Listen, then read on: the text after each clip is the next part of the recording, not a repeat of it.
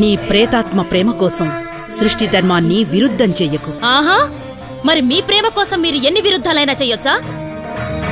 శివుని మనసులో రెచ్చగొట్టి నీ శృంగారాన్ని పండించుకోవడానికి మన్మధుణ్ణి బూడిద చేసి ఆకారం లేని వాణ్ణి చెయ్యలేదా?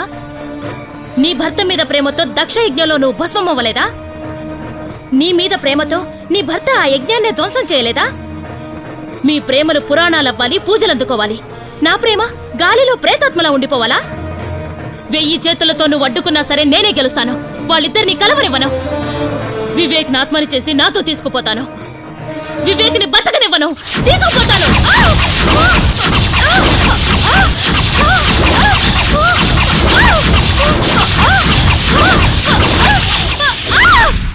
విజయ,